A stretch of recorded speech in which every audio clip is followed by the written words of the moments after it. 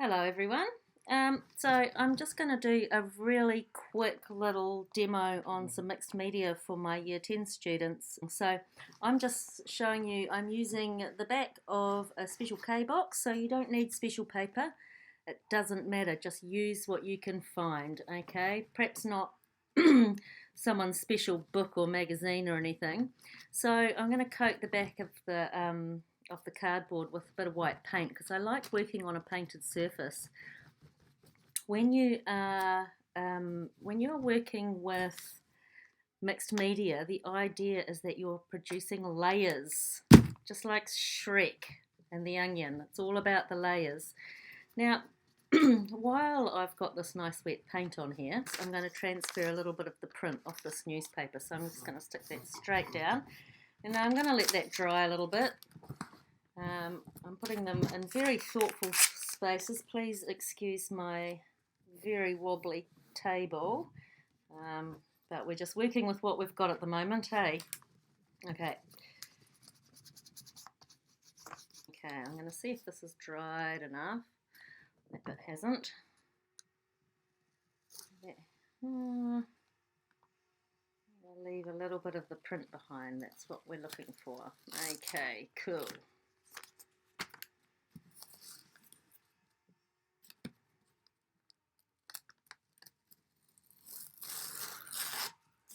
Don't be concerned if you leave a bit of the newspaper behind, that's fine. And not much left behind there. So just have a look around your house and see what you can find. I found this really cool picture in the newspaper a couple of weeks ago, so I just grabbed it and kept it. Quite often I just have a little box of things. I've just put some glue on the back and I'm going to pop it there. I don't want to put it exactly in the centre because I think that's just a little bit boring. So mixed media is a combination of all kinds of things. It doesn't have to be just collage, just paint, just pen or whatever. You want to mix it up and have a little play around. And I'm thinking I might just glue on a piece of newspaper to leave on there and paint over later, which will give us a little bit of extra texture. And it might just help a little bit with my composition. So I'm going to put that on and leave that there, and we will paint over that. One of the other really lovely things that I like to use is old commercial patterns, from the dressmaking cupboard. Don't nick any of these if they're not yours or if you haven't asked first, because you might get into a bit of trouble. The thing I really love about this paper is that it's kind of see-through, and I also really love these little guidelines and marks that you get on it. And you can see already, just by layering that over there, you can see underneath, but it's kind of given a more depth, a deeper colour through there, which is quite nice, and I quite like these kind of earthy colours. I think they work quite well. Other little bits and pieces that you might find around.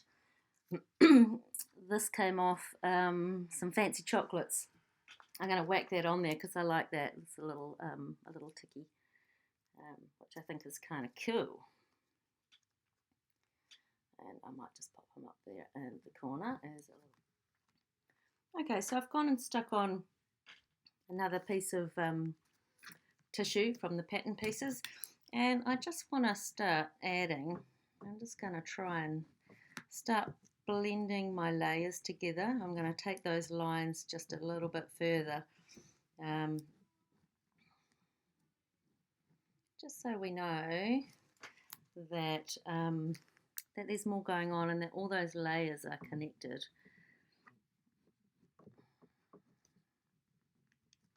Just taking a cue from what is already there. I really love these wee arrows. They're kind of cool. Okay. Now I thought I would also get in here with a watercolour pencil. That's quite a fun way to work, and I thought that I might just kind of add a little bit more to this guy, a little bit of a shoulder, just so it looks like he's actually got some kind of, a body happening in there. I'm not going to be too fussy with that. I'm just going to add a little bit of that, a little bit of black, and I'm going to wash that with my brush in a minute. And I may even, if I can find a nice kind of a blue, I might just add a little bit of blue in there and just see what happens, see if that comes out a little bit when I go to use the wash. Okay, a little bit of water, not too much because we're probably going to dissolve a little bit of that tissue paper. And that blue's coming through quite nicely. Don't be too fussy. Just, I think the key is when you're doing mixed media is you don't want to cover everything. You don't want to cover everything up. You want to leave a few surprises. I think because we've added a little bit of blue there, I might just add a little bit of blue to this guy's hat. He kind of reminds me of, like he's saying, COVID-19, stay home, stay in your bubble, which I think we're all getting pretty tired of, but we've got more time to stay home and make art, eh? So take inspiration from what you've used. I think that's quite nice. Maybe a little bit more blue on his coat.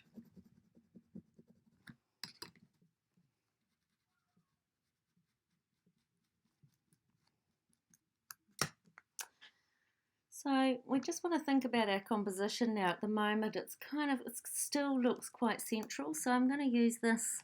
I don't know if you can see, there's a little bit of an arrow, and I'm going to continue that down. I'm going to make those lines just a little bit more solid because that kind of helps us point to that corner. And I'm going to get in there with my watercolor pencil. You don't have to use watercolor pencils. You can just use whatever you've got. Actually, you can use crayon, or you can use normal pencil, or you can use a little bit of paint.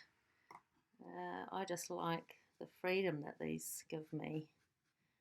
You know, a little bit more control than paint. Now I've noticed too that this is a little bit stark for me, so I want to start adding just a little bit of paint in here so that we go over the top, but I don't want it to be quite that white like the underneath, so I'm going to do a little bit of a mix and just see how we get on. Yeah, I like a little bit of colour to come in there. Just a general scumble, doesn't have to be a lot of paint. I think you're better to build up your layers than go too crazy with the dark paint. Always mix your colours. Try not to just use things straight out of the tube.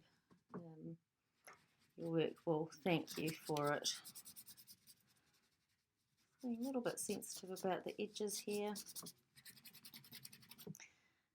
Because I want to keep it a little bit more subtle up the top, I'm going to mix lots of water with my paint and just let that wash. I'm not going to mind if it goes over the lines a little bit, that's fine. Get a little bit more colour in there. See if we can bring out the face, because that's kind of my focal point really. It's good to have a place that that stands out, and you can see that you know, it's quite definitely a focal point because he's a person and he is pointing. And if I add that little bit of extra colour, that's going to stand out a little bit. Just kind of sort of grey that up a little bit so it's not quite so light, quite so bright blue. And I'm going to add a little bit of that to this bottom edge. If it's not working for you, like I'll just put this grey wash there and see how it goes. But feel free to blot some of that paint off if you need to. It's all about the layers.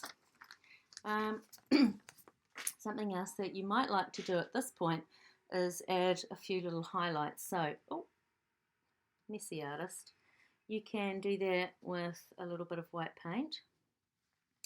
And I might just add a few little highlights to his hat. Especially where he's got this very nice bit of braid across the front. Anything that I want to stand out a little bit, maybe the knuckles. on his glove. Might just, it's really nice to make sure that you've added an artist's touch to any kind of imagery that you use. Otherwise, you know, we might as well just be sticking pictures straight out of the magazine. I'm going to give him a wee highlight on the cheek too. He hasn't seen much sun.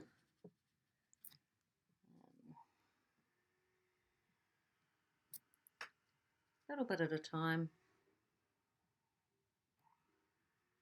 Much easier to add more. Maybe on his eyelid there. It's quite nice to use pictures of people. It gives you a good chance to explore anatomy. And the other thing that you can do is use,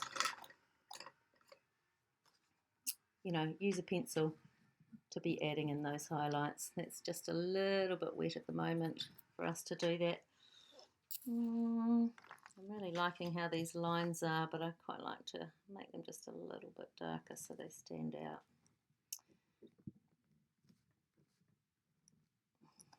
Okay, right. One more thing that I have is this little stencil. So you could make stencils out of cardboard. That's fine. Just make sure you're cutting it out on something that is where it's okay to make cut marks. Craft knife is probably your best option. And the really important thing when you're cutting out a stencil is that you hold your craft knife and you're pushing the blade down, that you're not dragging it, because that's when the paper rips.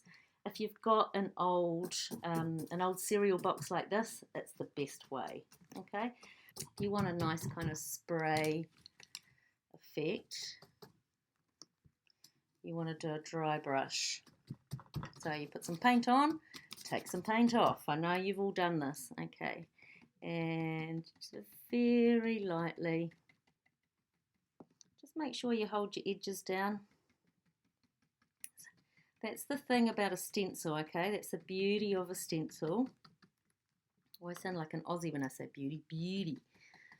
The beauty, that's better, of a stencil is having these lovely sharp lines. And you can, especially if you go for a soft, dry brush, you get that combination of textures, which is kind of nice.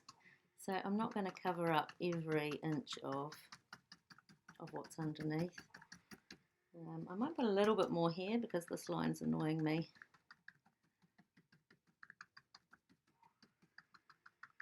Okay, let's see how that looks. Ta-da! Okay, so I've added that. Might, just for the sake of moving on, just get a little bit of a wash, okay? And a wash, you need to have lots of water and not very much paint. Okay, and I may just wash over the top of that just so it's not quite so stark. So you can see it's all about the layers, my friends. Still going with the layers, like a broken record. You can see some of that's coming off. I'm okay with that. Quite like that, like it's a bit faded. Okay, I'll add a little bit of pen to these little borders, and that might just help kind of connect it with the other work.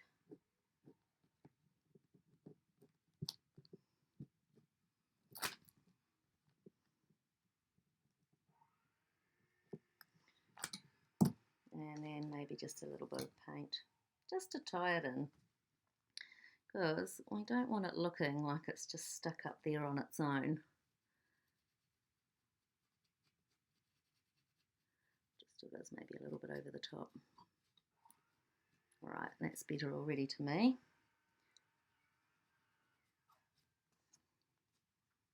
Now those lines are annoying me. Yeah, might require a little bit more work, but anyway, there you have it, a very fast mixed media.